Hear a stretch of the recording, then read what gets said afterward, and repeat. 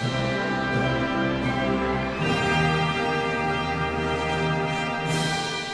evening and welcome, folks, to the JRPG Report. This is going to be episode 144. How are you all doing?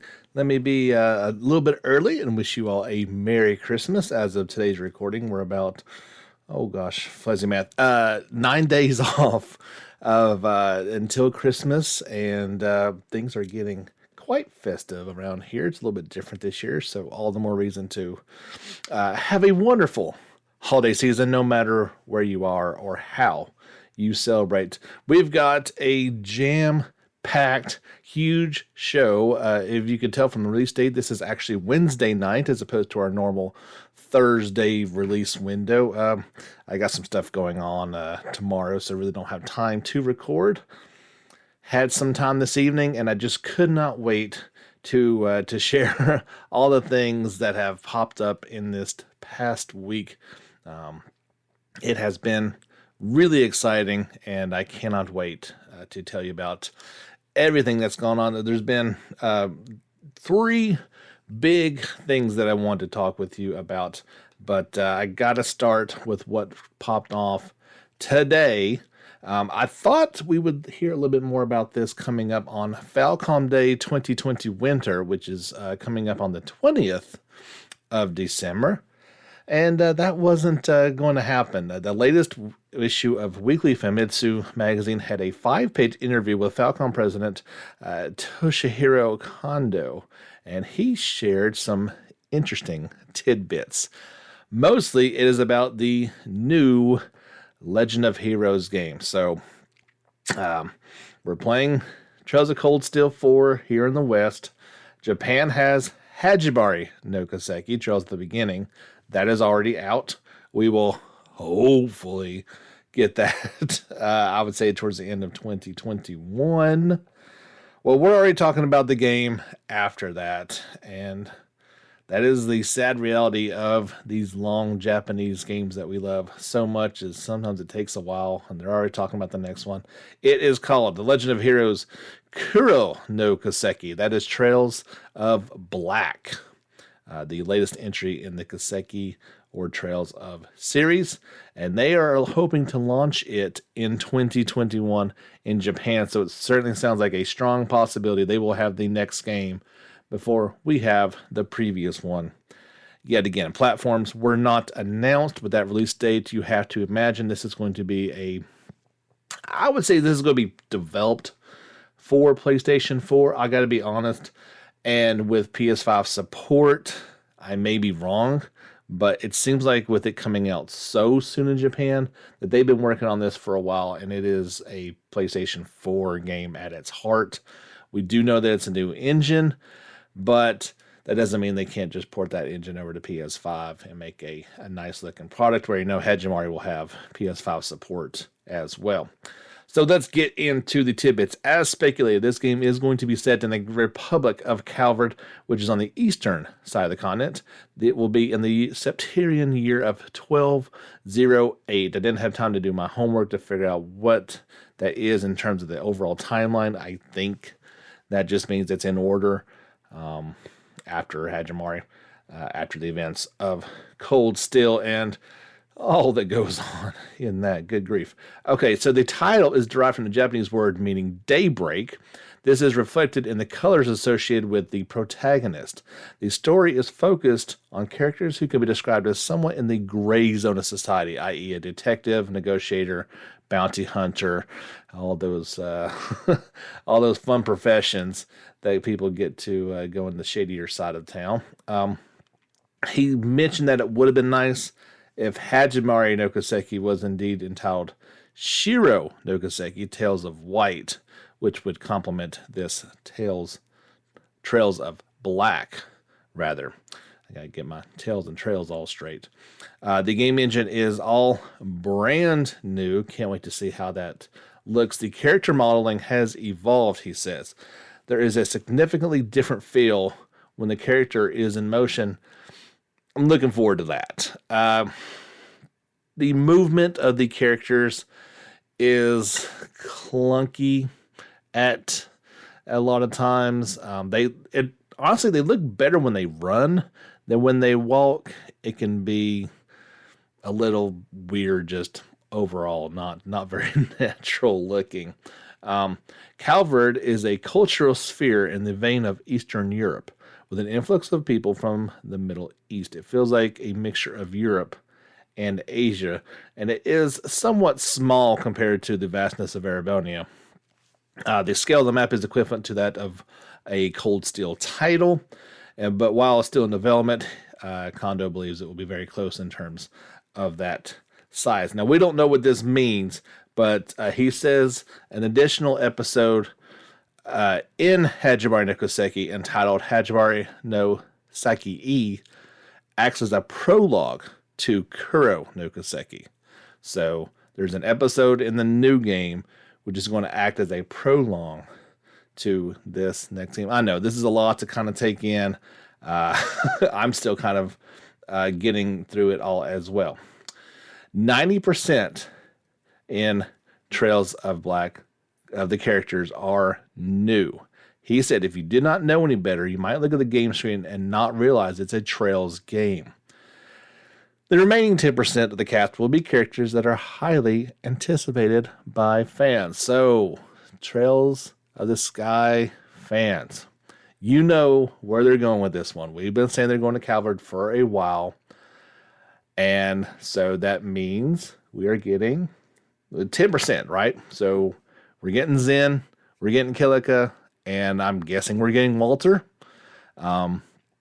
As he pointed out in, fans would be disappointed if the society was not also depicted. So you have to imagine that is one branch of a previous story that they're finally going to address and try to resolve. If you've not played Sky, you don't know what I'm talking about. You don't know why these characters would be finally welcome to be seen and what is going to go down. But it does sound like we're finally getting a new awesome cast of characters, having Cold Steel bring together all the previous series into one. I kind of am glad that we're getting some new ones. Obviously, there's some new ones introduced in Hajimari as well, but kind of a fresh start.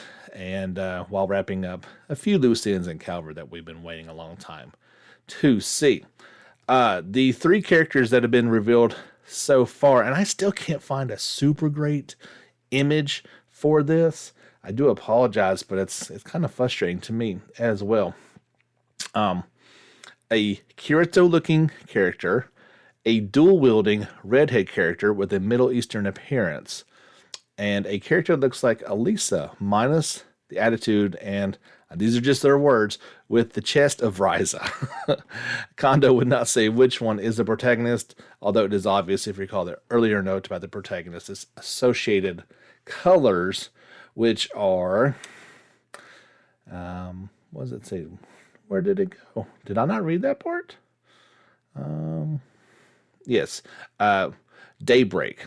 That is they're reflected in the colors associated with the protagonist. So once I could find that image, I could tell you which one it looks like. The game will have a proper ending. If the game does not sell well, there will not be a sequel, and the Trail series is no exception. The amount of content in the game is about equal to a Cold Steel title. The Trails of Cold Steel games had a large number of allies. However, this one will not, due to the protagonist's line of work. Instead, there will be more enemies. He said there will not be 50 playable characters, so no more Hajimari or certain parts of some of the Cold Steel games. There's a large number of them. There is a screenshot of a battle scene. Again, I can't find that anywhere, so I'm not sure what they're talking about. I would love to see that. Movement in battles are seamless. Remember, we hinted at a bit of this a while ago, that there was going to be some changes in store. So let's read, and we'll kind of see what we can make of it. While action elements have been added, Falcom is not considering anything that requires any sort of input skills, i.e., I guess combos and whatnot. Commands are input in real time instead of pausing. Again, to me, that kind of sounds like what Ryza does, whereas it is still turn-based. It's not stopping the action like the Cold Steel games, but it does say you will have the option to switch to command style battles. So maybe there's some sort of turn-based option in there as well. We're going to need to see this in action. We're going to need a lot more information before I can make too much of a determination on how far they're straying from the formula. Arts and crafts remain as they were, but the Arcus units have been replaced by, I'm not sure how to pronounce this, Xipha. So Zypha? Not sure. Isphia? I don't know. Obviously, it's in a new country, so there would be new technology. There would not be Arcus units, so that kind of makes sense. Although I do imagine it would be very similar. There are no combat links or brave orders, so don't have to worry about those anymore, although I have gotten quite used to them. And combat links have been in there for a long time. There's a new system in place that is said to be quite amazing, though, so maybe we're evolving the series a little bit. There is a topic system that has to do with conversation with NPCs. Alignment Flame, quote unquote, is a system in which, depending on your playstyle, your character's alignment as either lawful, gray, or chaotic will change. It influences your status as well as the story, but there will not be any situation where an event does not occur due to your specific alignment. There is an alternative to bond events. Sorry about that. Forgot to silence my phone. As for platforms, Kondo said we like to release this on PlayStation 4 as well as other platforms where there is demand. He said, since there are the usual technical challenges, we will consider starting where there is the most demand. Nahum Falcom, as a whole, is making preparations to support PlayStation 5. Obviously, though, not quite yet. I mean, this is a PlayStation 4 game. It's clear to say that's the largest install base. This is coming out next year. Well, almost this year. I mean, we've only got 15 days left in the year, so I would imagine it's probably a fall title if things go well. How hard it is to make a PlayStation 5 version, not knowing this time. So that's everything that we know from this interview. There's a lot there. I kind of tried to talk things as we went through them. I think we may see this one and actually get those images at the what do they call that? The winter Falcom Day 2020 winter. That's December the 20th. So maybe we'll actually see something. Obviously, this was a magazine interview, so there's only so much out there as this was all, being translated over and finally in our hands today. What do you guys think? I kind of am glad that I feel like I can at least talk about this game without massive spoilers. Like, I mean, Hajimari I could only talk about in concept only. Really couldn't get into too many details just because the nature of that one. So I am glad I can at least talk about this one. It's a ways away, but it is exciting to see where this series is going. I hope they don't change what makes Trails so special to me, and I don't think they will, but I do have some pause with some of those changes. I need to see a lot more before making any sort of big determination. But yeah, big bombshell to throw out there to start today's episode, and we've got a few more big ones to talk about before we get to the smaller stuff here on episode 144. The Legend of Heroes or Trails news didn't stop there, and there was at least some confusion with, I didn't know what this was at all. Falcom released a PlayStation 4 version of Naoto no Gazeki. They're adding a kai to the end of it, and it will come out summer 2021 in Japan. The latest issue of Weekly Famitsu revealed as well. And I'm like, oh my gosh, they got 2 Legend of Heroes games coming out in Japan in 1 year. And that's because this is an action RPG, which first came out back on the PSP in Japan of July 2012. And while it is also a Kaseki or Trails game, it does not have the Legend of Heroes pre-title in it. I saw kind of an old play version of it. Nothing to write home about. Obviously, we're talking about a game that's 8 years old at this point, and hopefully, this new version will look a lot better. It says it will feature high definition visuals, obviously enhanced visuals, user interface adjustments, and new event visuals. Kind of just look like a pretty standard action RPG, not even up to like the Ys quality. So I don't think this is something we really need to worry about. I'm just reporting the news, as I kind of doubt this one is coming over. If you're waiting for that PC version and or Switch version of Cold Steel 4, I at least have a little bit of news to tell you, and that is there is a Japanese date for the version of it, and that is March the 18th. Come out for Switch and PC on that day. This was revealed in the latest issue of Weekly Famitsu.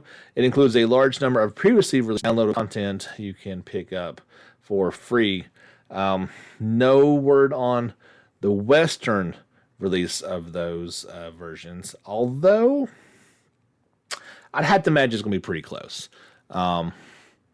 We saw that recently with a couple games, so I would dare say you could look to see this one coming out right around that same time. I will wait for complete confirmation before sticking to that, but I would say that's a pretty good indicator for that being a worldwide release as well. That tends to be what goes on, is when the Japanese PC version comes out, it also then comes out for the rest of the world. So you can start at least trying to look forward to getting your into Saga at that point. They're just saying Switch and PC versions due out in 2021 in the West, but hopefully that's what will happen. That's all the Legend of Heroes news I have for you guys. That's quite a bit, I know. And next, I want to focus, like I said, there was 3 big JRPG stories. This was number 2. We got the Grand Blue Fantasy Fest 2020. When did that happen? 4 days ago, right? And I shared this, of course, on our Facebook and Twitter pages. Finally, we got that update for Grand Blue Fantasy Relink. May not be what you were looking for, but they at least have a release date, sort of. If this game was highly anticipated, I wanted to be playing it by now. I put it on my 2020 most anticipated list. Well, it's not 2020, and it's not 2021 either. The only thing they're committing to is this game is going to come out in 2022. It did at least feature some new gameplay. It was about 23 minutes of that. I clipped that for you guys from the live stream. So this live stream was 6 hours long. Is that right? The first day? Yeah. The day 1 of it was over 6 hours long. So 6 hours and 16 minutes into it, they finally showed this new gameplay. It looks really good. I am impressed by it. It is exactly what I thought it would be. Showed a completely new section of the game and some gameplay, so you'll want to check that out whenever you get a chance. They are not moving this to PlayStation 5, but there is a PlayStation 5 version going to be available. Not surprised whatsoever. So developer Cygames is still working very, very hard at this. The gameplay demo showcased the protagonist Gran and Digita, I guess that's how you say this person's name. The equipment, abilities, party formation, and a really cool airship stage and boss battle.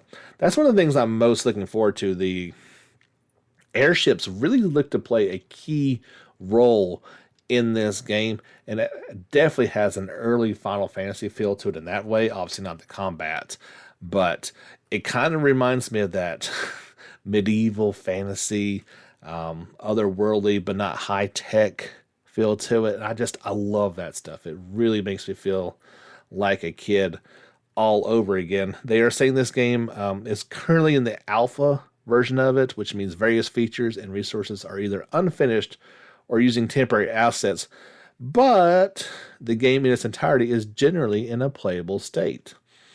They need to go to beta version next, obviously, and then the master release, which would be the final development. They gave a really detailed presentation as well with this game. They said, refine the game's engine began at the start of 2020, and it was scheduled to be finished, the engine of it, by August, which they did. Begin development on all parts of the game based on final documentation to be shown in 2020. Finalize development schedule to include PlayStation 5 support and begin the main phase of development. They say that we are currently nearing the final stages of development and going all in on asset creation. I want you to keep that in mind. Let me read it to you again. We are currently nearing the final stages of development and going all in on asset creation. This is December of 2020, and they are at least a full year away from release, if not more than that, saying in 2022. Are you guys still looking forward to this one? Obviously, it's going to be a while. I definitely invite you guys to check that out over on our JRPG Report YouTube channel and let me know what you think in the comments below the video. If you are like, oh, this looks great, or it's kind of off my radar for a little bit of time. So I say that because the third big thing, and this happened during the Tales of Series 25th anniversary special live stream, was an update on Tales of Arise. And it wasn't much of an update, guys. Here is a full message from general producer Yusuke Tomizawa. And I guess I could read this whole thing to you. Today, we won't be able to share new information on our new title for consoles. Development has been underway with all that's going on in 2020. But a year has passed since we've been able to share new information. So I'd like to apologize to everyone again as the new year approaches. To the extent that we were quiet in 2020, we're making preparations to share all sorts of new info in 2021. Development is going very well, so I hope you can hold out a little bit longer for new info. We're preparing all sorts of wonderful news that Tales of fans around the world can get excited about. So keep us in mind. There you go. He is saying that this is the 25th anniversary of the Tales of franchise, and he's kind of saying that's somehow a 2-year window, and that 2020 was year one, and it was quiet, and 2021 is going to blow that out of the water. Well, I would certainly hope so, pal, because you didn't do anything other than that 2 or 3 second clip during that Namco Bandai little promotional thing. Said I wasn't able to get into details, that they're supporting, giving their support, blah, blah, blah. That was a big nothing burger from Tomizawa. These people showed up or tuned in to the Tales of thing looking for something, and he gave them an apology. What was really interesting, because this was back yesterday on the 15th, right? Later that day, the weekly Famitsu dropped, and there was some comments in that. I guess they had to wait till the live stream went live. So, again, reiterated there was more news coming, but that development is currently in its final stages. It's hard to improve work. The staff is working hard. Obviously, COVID-19 played a big part in all this. Although they are aiming for a level of quality that could be acceptable worldwide, the game will not neglect its Japanese fans. They're aiming to create a JRPG that both Japan and the world can be proud of. So he made that statement that we just heard a second ago. Development is currently in its final stages. How is that? Exactly. I hate to kind of not believe what he's saying, but we just heard that Grand Blue Fantasy Ring is in its final stages of development as well. And it's not coming out to 2022. So if this is to be believed at face value, I believe it's the same situation. That it may be in its final stages, but we probably won't get this game until 2022 as well. I would love to be proven otherwise. We got a 23-minute demo for Grand Blue, right? We didn't get anything. We didn't get a screenshot for Tales of Arise. I think they're still waiting to even show us something, and all they were saying is that they're going to share information in 2021. They didn't even go as far as say it was coming out then. They didn't give a release date at all. So to me, when you say development is in its final stages, that implies a release at a year point in time, not up to 2 years away. So that was a little irksome when I read that. I got to be honest. I was expecting to get something, and I think Tales of fans were also expecting to get something at this Tales of live stream. And while I am speaking on that, I'm going to piggyback to two other things that were at the Tales of live stream as well. So before, in the months prior, Tales fans had a chance to participate in some surveys of their most played titles, favorite theme songs, and this series battle systems. They were going to rank those, and they were going to show the results of this during the live stream. This happened for a couple of weeks between November 6th and the 24th. What do you think was the most played game? Now, keep in mind, this is Japanese audience, it's not worldwide. So I'll go ahead and just give you the top 5. Number 1, Tales of the Abyss. Number 2 was Vesperia. 3, Symphonia. 4, Exilia. And 5 was Grace's F. Then Berseria and Exilia 2 rounding it out. Most played, right? I guess that is the one that, okay, I get it. They're saying, what game have you played? And that was the top 15 answers that got the most votes, right? Most memorable theme song was Karma by Bump of Chicken in Tales of the Abyss. Number 2, Starry Heavens from Symphonia. So it's some pretty good stuff on there. So what's your favorite battle system out of the Tales games? I think there's a lot of different answers, but according to this, it was Grace's. Okay. Not my favorite one, but it was a decent one. Vesperia number 2, Abyss 3, Berseria 4, Exilia 2 came in at 5, and I didn't really care for it as much. But yeah, so it sounds like Tales of the Abyss, as the most played Tales game, might be Japan's favorite, right? Also, coinciding with this is the release of a new Tales of Abyss statue that's got both Luke and Ash on it. It'll set you back a cool $250 at a 1/8 scale. But it looks pretty good. If you've not played Tales of the Abyss and you've seen Luke's original character art, you may wonder why he looks like that. But you got to play these games. I mean, they've been out for a while. I don't know what they did announce at this Tales of Festival other than survey results and not talking about Tales of Arise. Certainly what they did not do, as I just pointed out, Abyss seems to be the most popular game in Japan. This was also its 10th anniversary. What better way to say to fans, you got a statue coming out, we've got these survey results, let's announce a remaster, right? No, nothing. I don't know what they announced, but it wasn't an HD remaster of Abyss. I would love to see that. I'm going to speak very selfishly and personally. That's my favorite Tales game, and it would have been the perfect time to just announce it, that they're working on it, right? Hey, it's the 10th anniversary. We know you guys love this game. We're going to get in there and do it.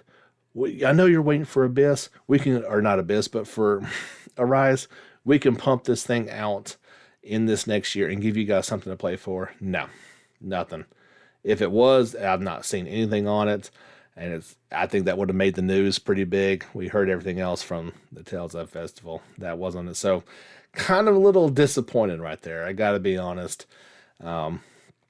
A whole lot of disappointment coming out of Bandai Namco for this Tales Fest. After such a hard year, I think fans really could have used something to kind of pump them up, and at least they're not getting it from that route. But we got some more things to kind of pump ourselves back up. We got lots to look forward to, and we'll talk about a few more of those things here in just one moment.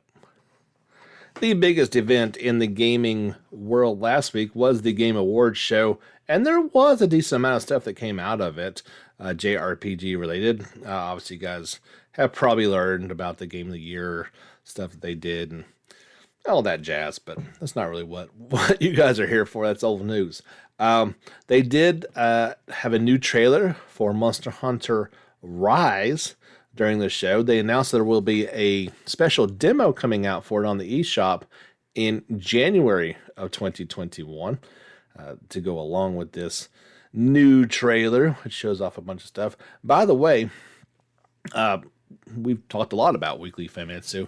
They always do a most anticipated game top, I think, 40 list, voted on by the fans. And for a long time, it has been Tales of Arise. That changed this past week before the Tales of Festival. Now and it slipped to number 2, but now number 1 is Monster Hunter Rise. Not surprisingly, to be quite honest, as the Monster Hunter series is huge in Japan. So if you want to check out that new trailer from the Game Awards show, well, I'm pretty sure you know where to head to. You can read a lot more about it as well over on our Facebook and Twitter pages. Don't forget to give us a like and follow there. And head over to our YouTube channel. Give us a subscription. You can check that trailer out as well as 1, 2, 3. So there was actually 6 videos that have come out in the past couple days about the various weapon classes for Monster Hunter Rise. Each day they released 2, and I thought, well, I bet people really don't want to watch a 1-minute video. So I will put them together into a 2-minute video and save you a click, right? So let's see, what was day 1? I don't know the order of these, but yeah, one day it was dual blades and the bow. So that is one video. Another day it was, where am I at? The lance and the long sword.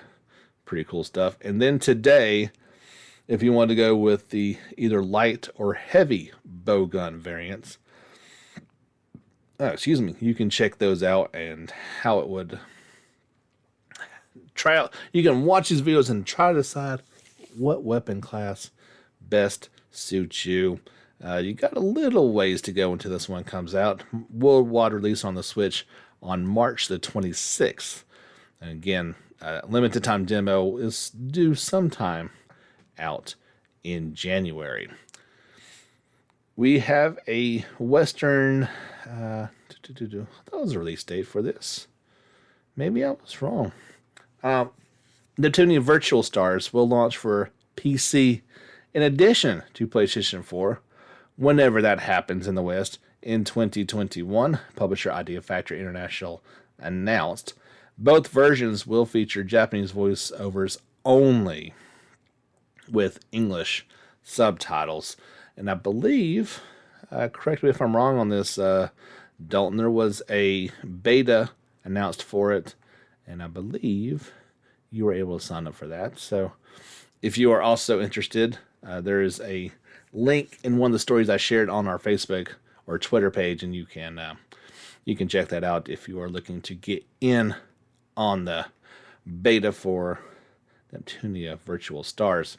Sega will host a PC closed beta for Phantasy Star Online 2 New Genesis in Japan from late January 2021 to early February. There are 2 closed betas announced. You can sign up for that if you know your Japanese. I'm assuming they're going to come over here in the West as well. Coming to Xbox Game Pass, there's going to be some new games for JRPG lovers. First up is going to be on December 17th. So tomorrow you can play Code Vein. It seems like every week we're talking about a new JRPG being added to Game Pass.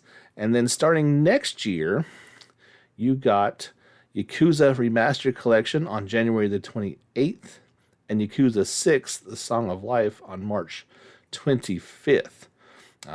Both these games are available currently for PlayStation 4, but they are making their way to Xbox. Both of these titles will be available for sale and on Xbox Game Pass. Also at the Game Awards, we got a new trailer for Scarlet Nexus.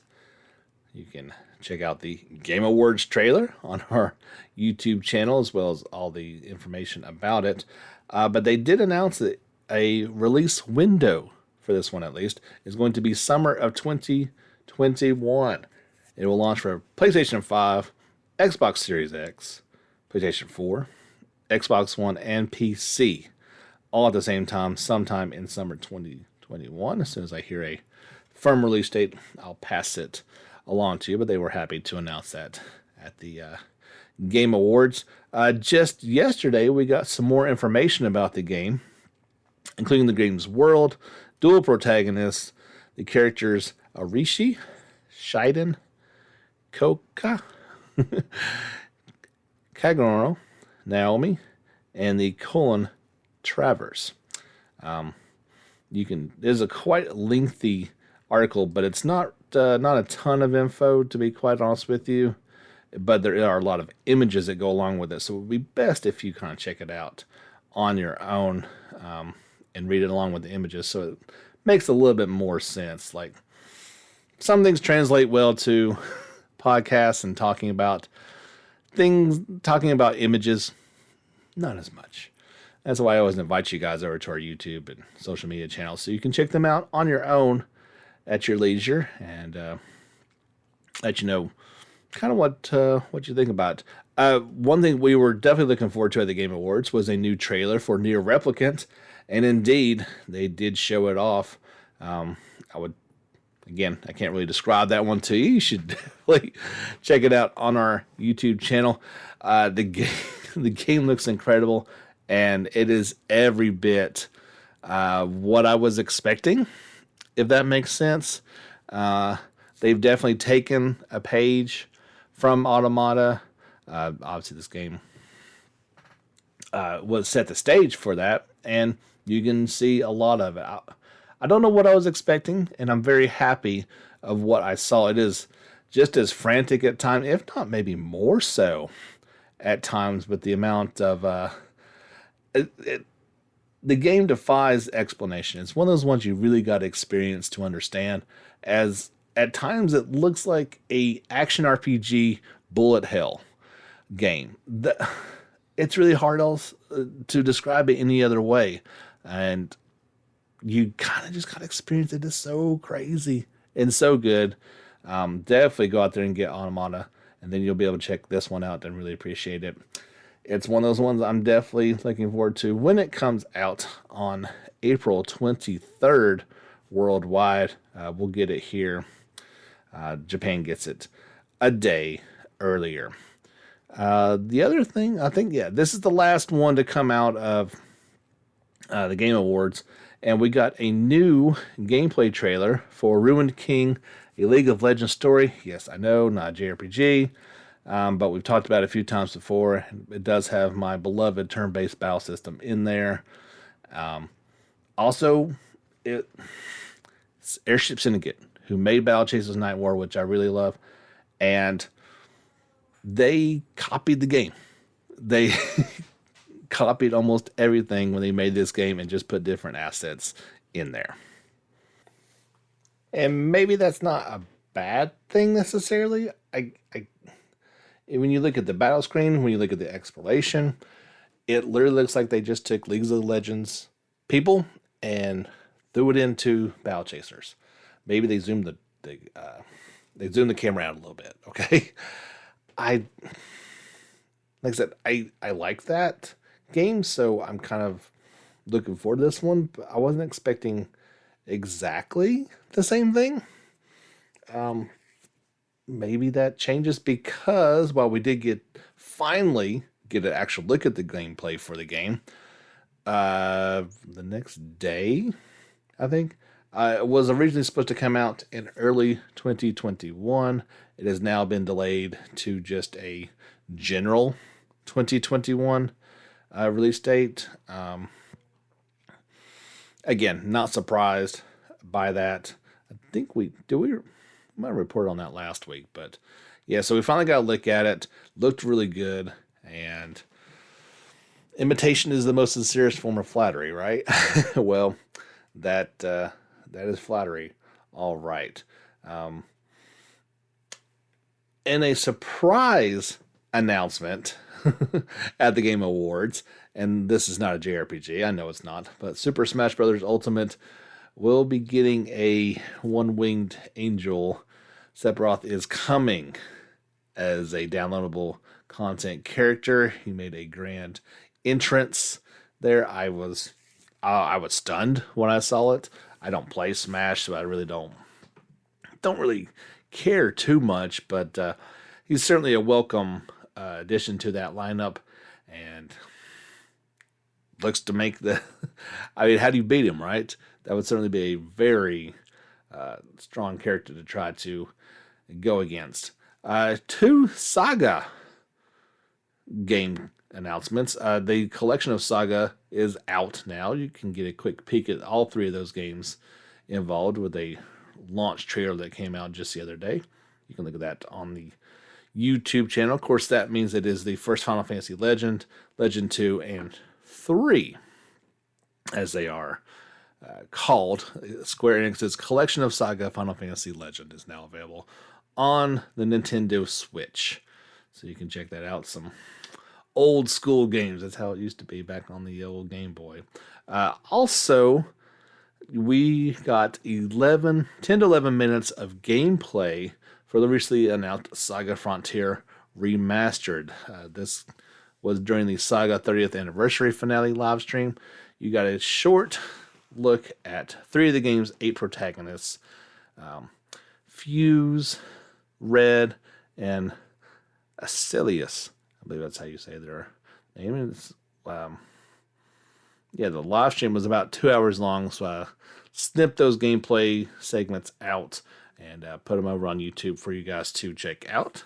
Saga Frontier Remastered is due out for PlayStation 4, Switch, PC, iOS, and Android sometime in summer 2021 worldwide. It was revealed, though, that the progress is nearly complete and final adjustments are underway, which could never hear about something like this. It could actually mean possibility of the game releasing before the summer. That's always good news. We are talking about a remaster of an old game, so there's not some of the problems that might be coming along to it. We had good news about the other new Nier game coming out, Replicant, but the mobile version, Nier Reincarnation, it had a 2020 release window. There's 2 weeks left. It's not going to make it.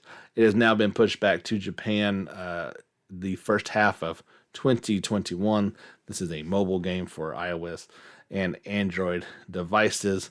I would dare say worldwide, you're probably looking at later 2021 now for that one if you've been looking forward to it. One last quick thing. Compile Heart will release the RPG Death End Request for Switch on the Nintendo eShop the day before Christmas in Japan, developer announced. This game is already available on PlayStation 4. We heard a rumor about the Switch version, and then it finally did get a release date for it, and it is coming very, very soon. No word on a Western release for the Switch yet, but we may get that sooner or later. That's going to do it. That's all I got for episode 144. It's been a lot of fun this week, and I don't exactly know what we're going to do next week. If I look at it and there's a bunch of stuff to talk about before Christmas, we'll go ahead and put something out there. If not, we may just take the week off as Thursday is Christmas Eve, and we're probably going to be pretty busy around the house and doing stuff. So we will just have to wait and see. If there is a podcast, it'll probably be either Tuesday or Wednesday. I don't anticipate it would come out on a normal Thursday release window. Well, neither did this one. So you're getting this one a little bit early the night before, and hopefully you have enjoyed it. Don't forget, give us a like on Facebook, follow us on Twitter, subscribe on YouTube, and if you enjoy what you listen to here and what we do on YouTube, consider giving us financial support, either directly through the Anchor app, which is a link down below, or there's also a link to our Patreon page. You can do either, or you can do both if you are just in the giving spirit. My name is James Fisher. Thank you so much, as always, for listening, and we'll see you guys, if not next week, the week after, and definitely have a Merry Christmas if I don't get to talk to you before then. And one more thing, get back out there and level up.